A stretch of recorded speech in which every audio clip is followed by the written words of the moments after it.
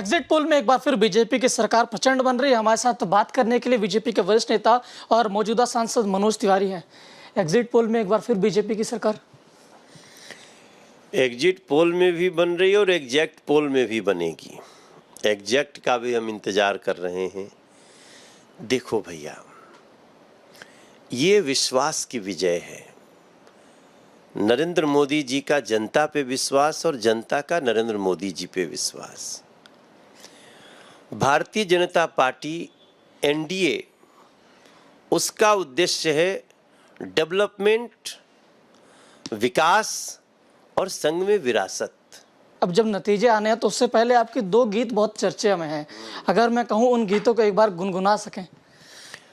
भाई देखिए, कितना सुहावन, कितना मनोहर मंगल मूरत, सुहावन सुंदर सूरत हो, ए ललना ए करे तरहल हा जरूरत, सुहावन मंगल मूरत हो। ये मंगल मूरत भारत को मुबारक। तो 4 तारीख को मंगल मुहूर्त। हाँ जी, 4 को मंगल होगा।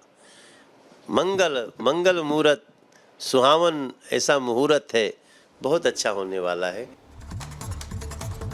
तो रिपब्लिक भारत सिर्फ आपको एग्जिट पोल के नतीजे ही नहीं बता रहा है, बल्कि हर एक प्रदेश की हर एक सीट के बारे में बता रहा है। दिल्ली के बारे में आपने जान लिया, अब चलिए राजस्थान चलते हैं। तो राजस्थान में जो एग्जिट पोल है वो साफ तौर पर ये कह रहे हैं कि 25 की 25 सीटें यहां बीजेपी के खाते में जा रही हैं। और अगर हम बात करें यहां कांग्रेस लड़ रही है, लेकिन कोई सीट जाते हुए नजर नहीं आ रही है। और ये बड़ी जीत है, क्योंकि साफ तौर पर यह कहा गया था बीजेपी की तरफ से कि 25 की 25 सीटें हम अपने खाते में करेंगे। और एग्जिट पोल के नतीजे भी यही बता रहे हैं कि यहां 25 की 25 लोकसभा सीटें बीजेपी के खाते में जाते हुए दिखाई दे रही है। अब इसी पर बात की है हमारे सहयोगी ने सीपी जोशी से। क्या कुछ कहा है उन्होंने, आपको सुनवाते हैं।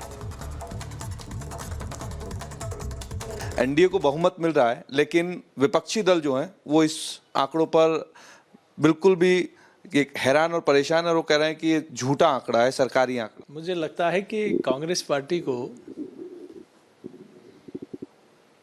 4 जून को इसकी हकीकत भी पता लगेगी और पहले से तय है। वो अभी क्या बयानबाजी करेंगे, 4 जून के बाद क्या कहेंगे कि ईवीएम में गड़बड़ी है, क्या बयान आने वाले इन लोगों के। लेकिन मुझे लगता है कि कहीं कहीं जब कांग्रेस और आपकी सरकार किसी राज्य में बनती है तो तब तो ईवीएम सही होती है। और देश की जनता जब नरेंद्र मोदी जी को प्रचंड बहुमत से आशीर्वाद देती है तब ईवीएम खराब हो जाता है इनके लिए। वो ईवीएम खराब नहीं, इनका मुझे लगता है मन और मस्तिष्क खराब है, उसका जांच करानी चाहिए। जिस वक्त चुनाव चल रहा था उस वक्त एक परसेप्शन तैयार हो रहा था कि उत्तर भारत में बीजेपी की सीटें कम होंगी, एनडीए की सीटें कम होंगी और दक्षिण भारत में बढ़ेंगी। लेकिन जब चीजें सामने आई हैं, एग्जिट पोल सर्वे सामने आए हैं, तो दक्षिण में तो बढ़ती हुई नजर आ रही है। उत्तर भारत में भी सीटें जो हैं वो बहुत ज्यादा कम नहीं हो रही, नुकसान बीजेपी को नहीं हो रहा है। देखिए, मुझे लगता है कि देश की जनता ने मोदी जी की गारंटी पर विश्वास किया है। देश की जनता ने अब की बार 400 पार के नारे को अपना नारा बना लिया और उस आवाज़ के साथ देश की जनता चल पड़ी। देश की जनता ने अंतर देखा 2014 से पहले का और 2014 के बाद का। जो नरेंद्र मोदी जी के नेतृत्व वाली सरकार ने, मोदी जी ने जो कहा वो करके दिखाया। और ये 60 साल में जो कांग्रेस पार्टी के लोगों से मैं कहूँगा कि आपने भी इस देश में शासन किया, आपने कई नारे वादे दिए। कांग्रेस आएगी, गरीबी मिटाएगी, कांग्रेस आएगी, समृद्धि लाएगी, कांग्रेस आएगी, किसानों का कल्याण करेगी। क्या किया आपने? गरीब की गरीबी तो नहीं मिटी, लेकिन कांग्रेस की गरीबी मिट गई। इसीलिए देश की जनता कभी कांग्रेस को माफ़ नहीं करेगी। आज कांग्रेस की हालत इसीलिए राष्ट्रीय पार्टी से क्षेत्रीय पार्टी की ओर तब्दील हो रही है।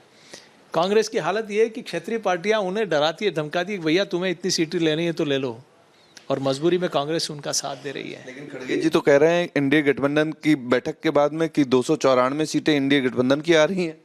खड़गे जी को कर्नाटक का रिजल्ट दिखा देगा कि क्या होने वाला है।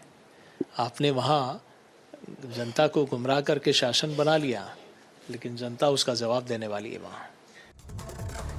और आइए अब आपको बताते हैं बीजेपी ने आखिर कहां चौंकाया है। बीजेपी को 17 सीटों का अनुमान पश्चिम बंगाल में कर देखें तो पश्चिम बंगाल में चूंकि ग्राफ बढ़ा है, विधानसभा चुनावों में हार मिली थी, लेकिन लोकसभा चुनावों में बहुत अच्छा प्रदर्शन करती हुई बीजेपी नजर आ रही है। जो 42 सीटें हैं उनमें से लगभग आप समझिए कि 32 सीटें बीजेपी को मिलती नजर आ रही हैं। 8 लोकसभा सीटें जीतने की उम्मीद तेलंगाना में बीजेपी को है, तो विधानसभा में बीजेपी के सिर्फ 8 एमएलए वहां पर जीते थे, यानी पश्चिम बंगाल के बाद तेलंगाना में बहुत अच्छा प्रदर्शन हुआ। विधानसभा चुनावों के 6 महीने में ही कैसे पूरा का पूरा माहौल बीजेपी के पक्ष में आ गया।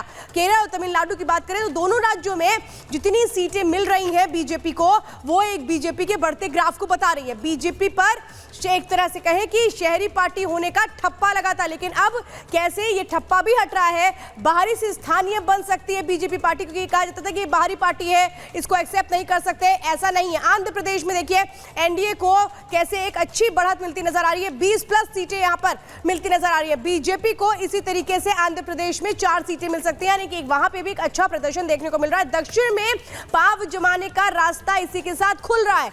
11 लोकसभा सीटें ओडिशा में भी जीतने की उम्मीद है। हालांकि वहां पर ये बीजेडी को लेकर बड़े आरोप लगाए गए थे, लेकिन अब आप समझिए 2019 में जितनी भी सीटें जीती थी 8 सीटें, उससे ज्यादा एक तरह से कहें कि जीतने का अनुमान है। राज्य की सत्ता के बेहद करीब इस वक्त बीजेपी वहां पर पहुंच रही है। ओडिशा में हम आपको बता रहे हैं जिस तरह से एक स्ट्रॉन्ग होल्ड देखने को मिल रहा है, और जो एग्जिट पोल आया है इस पर प्रतिक्रियाएं भी आ रही हैं।